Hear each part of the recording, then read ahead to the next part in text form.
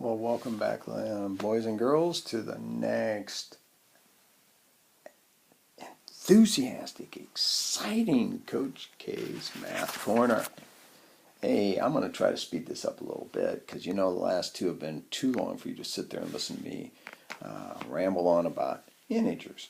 So let's get to it. Today I'll be able to subtract integers. I will know I've got it when I can correctly answer 3 out of the 4 problems on the exit ticket. Here we go. Again, make sure that when you start, you get the notes for subtracting integers, which is sheet number 3. You're going to do exit ticket number 3, and you're going to do assignment number 3. And after you take your notes, complete the independent work on the back of your notes, and make sure you put your name at the top. All right, again, bringing this back, integers in real life. Remember, money, temperatures, sea level, above and below. Like if you're, diving into the water and you go under the water, hey, you're below the water level, you're below sea level. All right, hopefully that makes sense about money, temperatures, and sea level. So let's get started. Here we go. There's a little saying that we want to use when we subtract integers, and it's called keep, change, change. Keep, change, change.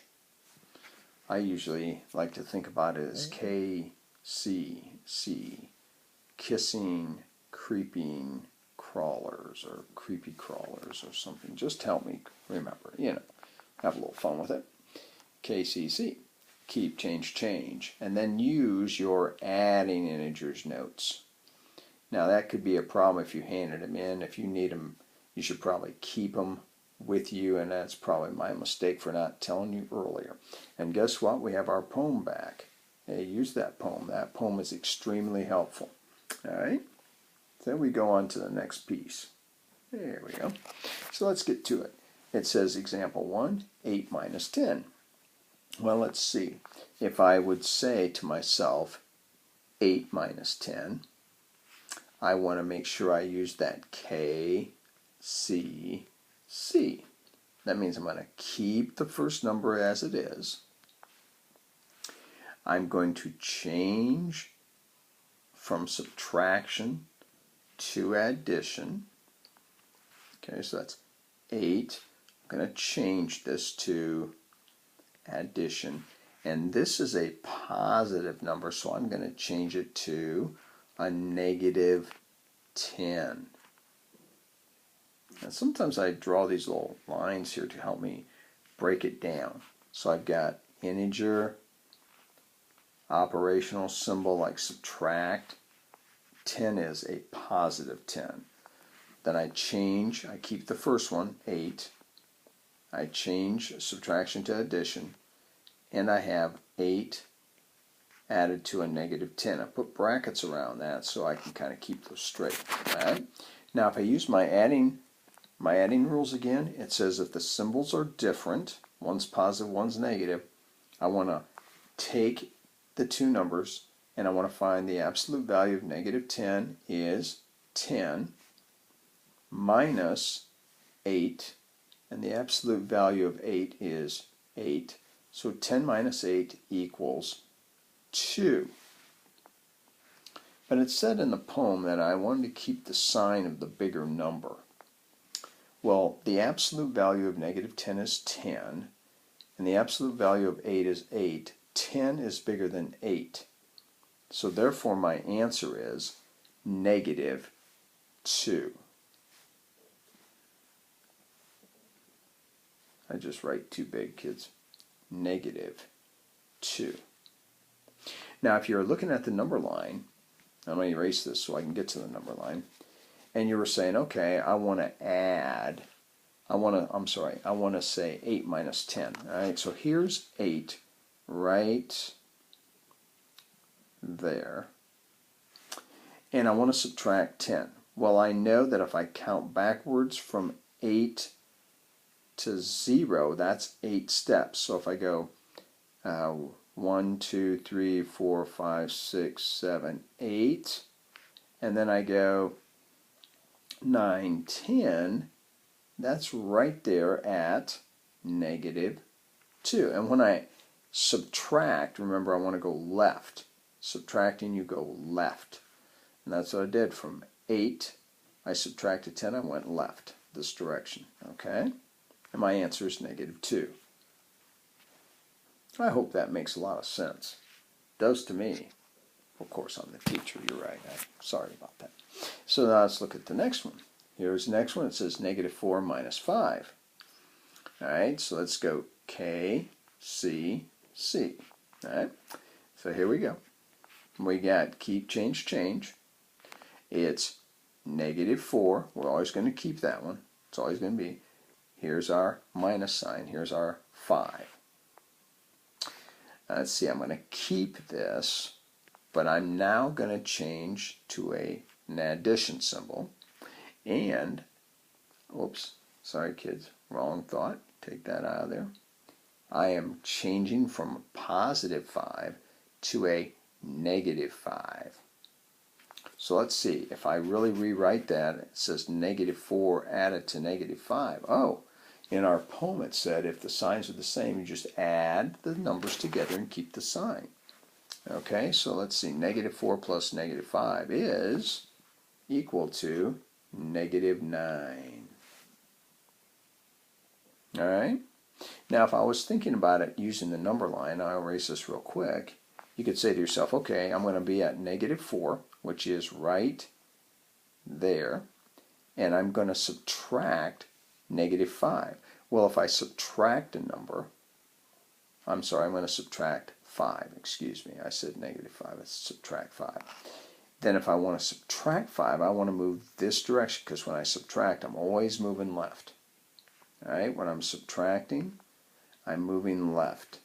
So negative 4 minus 5 would put me at, let's see, 1, 2, 3, 4, 5. Right there, and the answer is negative 9. Think of it another way. You borrow $4 from mom, and you borrow $5 more from mom. You owe her $9. So that's why it's negative. We're talking about owing somebody some money. All right? I don't think I'm doing a very good job of my time, but I'm moving right along. We'll see if I get it. Okay, kids. Now, this question, number 3, is a little different because we have something that we didn't have on the previous 2. All right? So let's put our KCC, keep, change, change up here again. All right? So we want negative 2. Got that. And then we got a minus sign. And now we have a negative 9 sitting there. Negative 9. And when you see two lines like this and this, we call that a double negative. But don't worry too much about that double negative right now. Just try to focus on this. We got negative 2. We're going to keep it. We're going to change to addition. And we're going to go from negative 9. Now we're going to change it to a positive 9. A positive 9. Because we want to change, we want to change the last integer to its opposite. And the opposite of negative 9 is positive 9. So we got negative 2 added to 9. If we go back to our rules of addition, we have one negative, we have one positive, and we want to subtract. 9 minus 2. Right? Actually, I should say we want to subtract the absolute values. So the absolute value of a negative 2 is 2. The absolute value of a positive 9 is 9.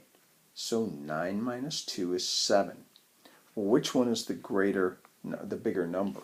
9 or 2? Well, 9 is. And 9 in this case is a positive 9. So our answer is positive 7. Okay?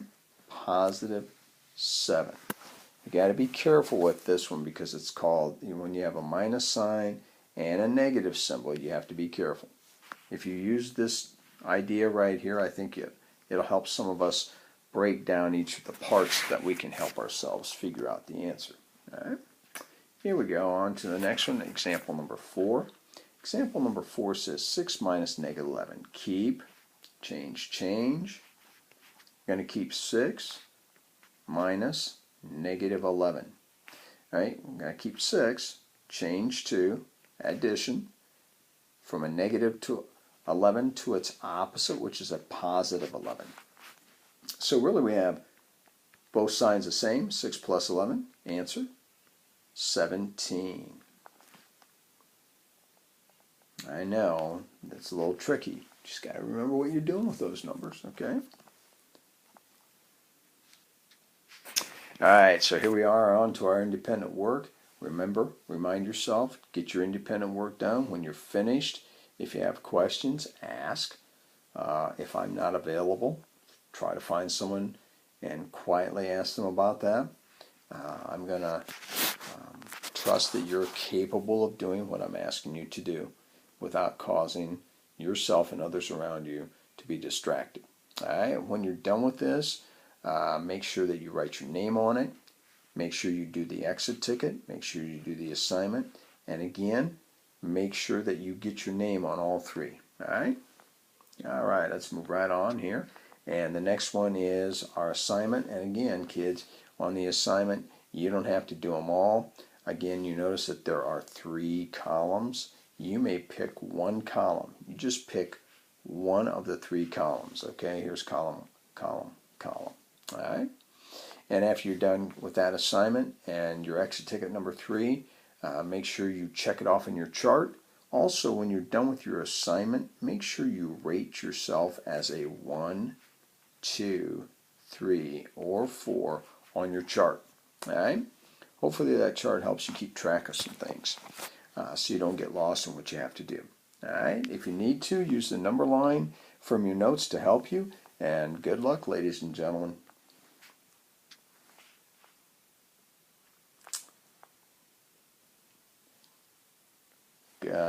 The next last part is our exit ticket. I didn't stick that word in there, did I? Exit ticket in here. Again, you have 4 problems to do. Make sure you use your poem if you need to in your notes. Number 5, again, name 2 real-life examples where you or I or anyone else would use integers, positive, negative numbers. When you're done with that, and your name is on it, hand your assignment, your notes, and your exit ticket into the folder. Thank you. Have a great day, ladies and gentlemen.